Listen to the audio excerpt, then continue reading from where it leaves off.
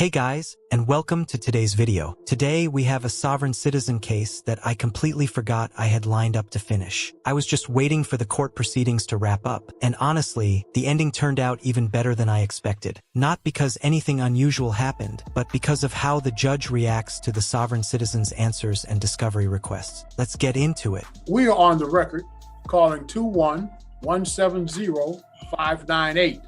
Midland Credit Management versus Kevin Hurst. Date and time for pretrial. No appearances.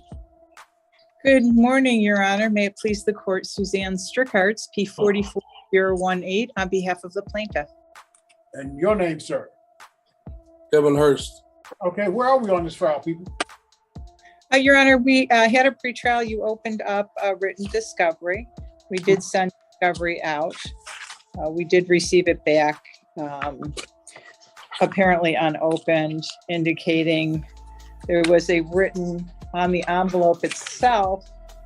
It had written, I'm reading here, I do not accept your offer to contract, all rights reserved, UCC 1-308, signed, and then it was a return to sender, Judge.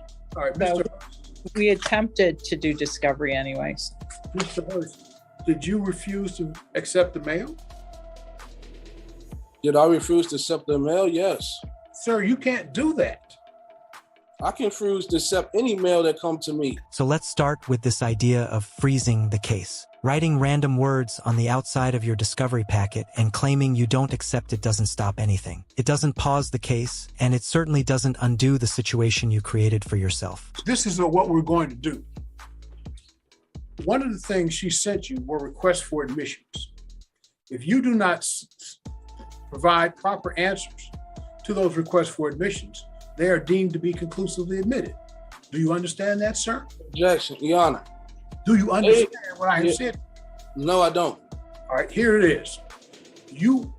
By open written discovery in this matter, you have a right to whatever legal position you want, but you do not have your own set of court rules. Among the things that the court rules provide when written discovery is open is that she can send you requests for admissions. Those requests for admissions are in writing and they must be answered under oath and in a certain time frame. If they are not answered and filed in accord with the court rules, then they are deemed to be conclusively admitted. You will not be able to contest those things. And that was what was sent to you, sir. And that time to start running those started with the day they were mailed to you. Your Honor. You don't want to accept it. I'm not even sure.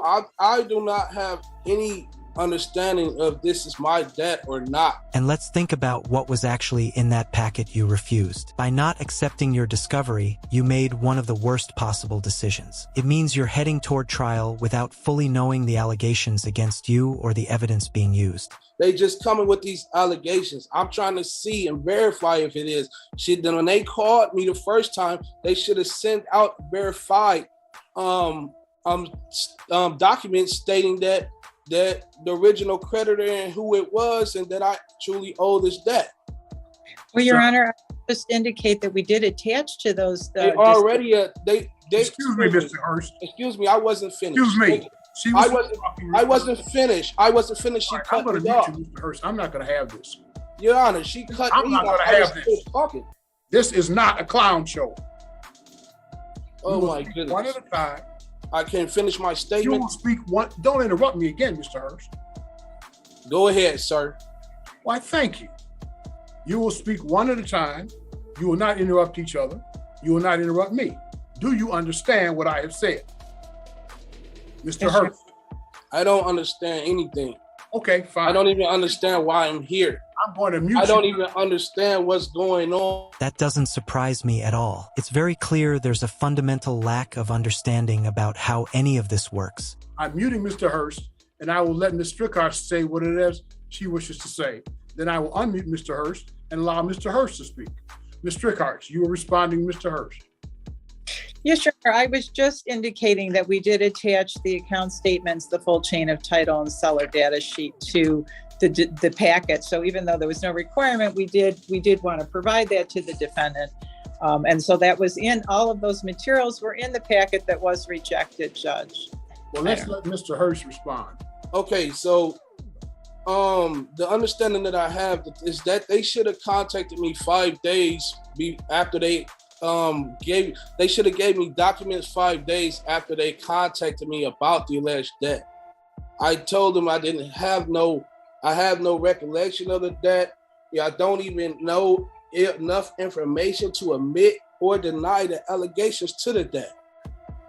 So if they're accusing me of this debt, I would like to ask them a few questions so that they can verify that this debt even belongs to me. And that's why I refuse the packet, because I don't know if they're trying to contract with me or not. This is exactly why people avoid contracting with sovereign citizens. From a financial and legal standpoint, it's an unnecessary risk with no upside. I didn't know what it was, so I sent it back. All right, let me explain it to you again. Whatever political views you have, I had no understanding that they were sending me these things. They didn't even tell me that they was going to send me. In the last court date, did they say, or did she say, we're going to send you something? Sir, I opened written discovery.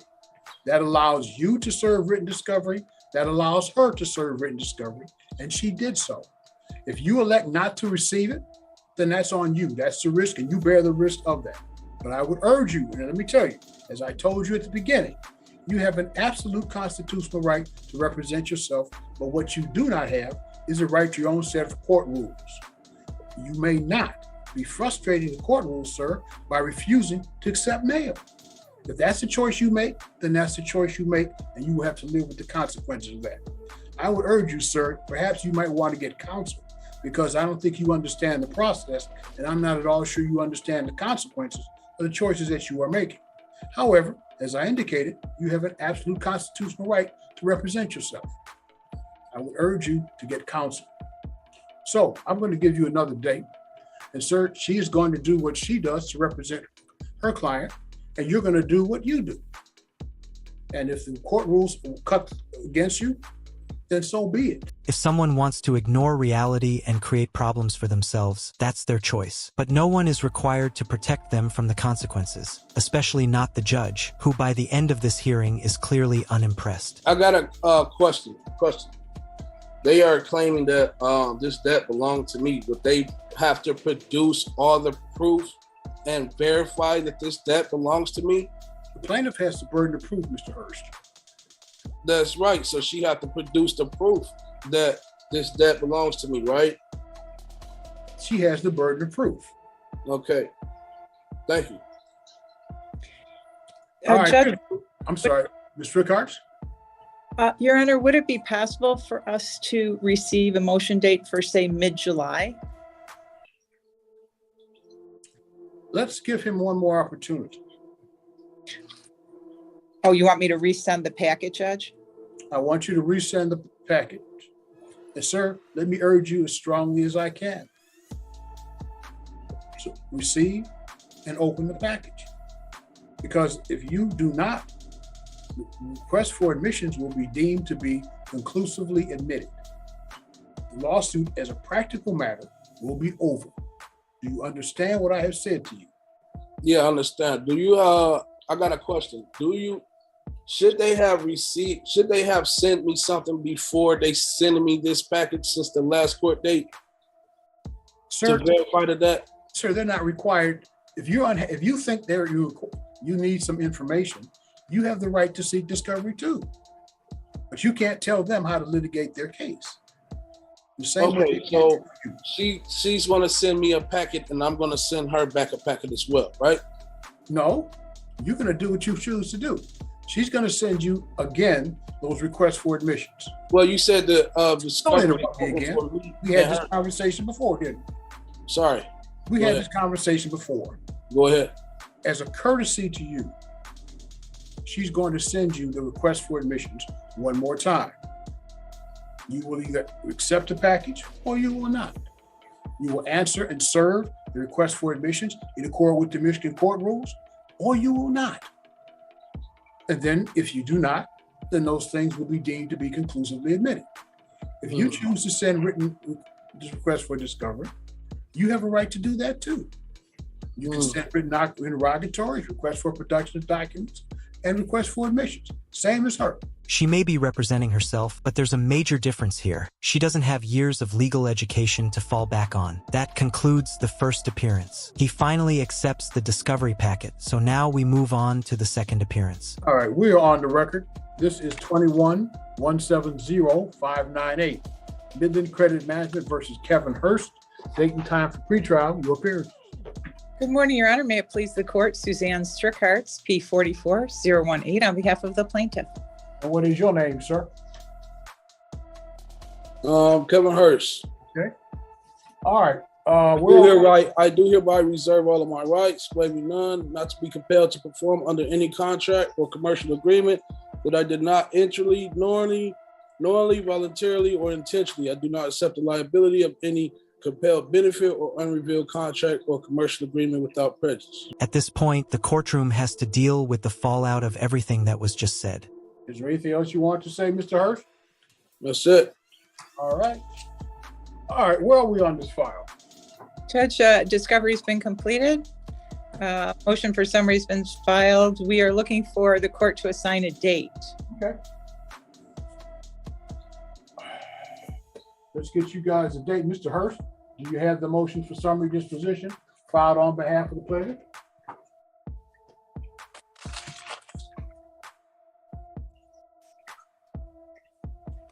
It looks like this. What's that? It looks like this. I'm asking Okay, yeah. the person who received the motion for summary disposition filed by the plaintiff. Do I have it? Yes, sir. Yes. Okay. So let's set you a date for hearing and we'll move on. Does July 26th at 10 o'clock, does that work for everybody? Yep. Yes, Your Honor. Okay. July 26th at 10 o'clock, we will hear the plaintiff's motion for summary disposition. Sir, if you wish to file and serve an answer to that motion for summary disposition, you must do so within the terms provided in the Michigan Court Rules. We'll hear the motion July 26th at 10 o'clock. Again, sir, if you want to file an answer, be sure to serve both the court and the counsel for the other side. And now we get to the moment I've been building up to for the entire video. When I say fun, I don't mean for the defendant, I mean for the judge. All right, the court has had an opportunity to review the pleadings here. I was particularly interested in the request for admissions that was served by the defendant. Request for admission number 3. Does the plaintiff admit and have proof that the allegations against the respondent are true and accurate, with all documentation being verified, signature and sealed? These were admitted. Does number 4, does the plaintiff admit and or have proof that the statute of limitations has not expired to collect on his alleged debt? Plaintiff admitted that. Does the plaintiff admit number 6 and have proof that the respondent had a meeting of the minds with Credit One Bank pursuant to the contract agreement in respect to full disclosure, and that said contract contains no elements of fraud by Credit One Bank? Plaintiff admits that.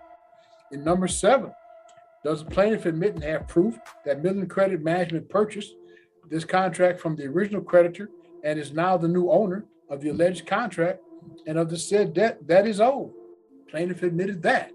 So what we have is an admissions by our defendant of the validity of the contract, admission by a defendant that Midland creditor is a proper party plaintiff. And then we have in our request for admission number 8, does plaintiff admit and have proof that Credit One Bank did loan their credit to respondent and that the respondent is only obligated to pay back in money to Midland Credit Management? Plaintiff admitted that too. I also note for the record that having reviewed the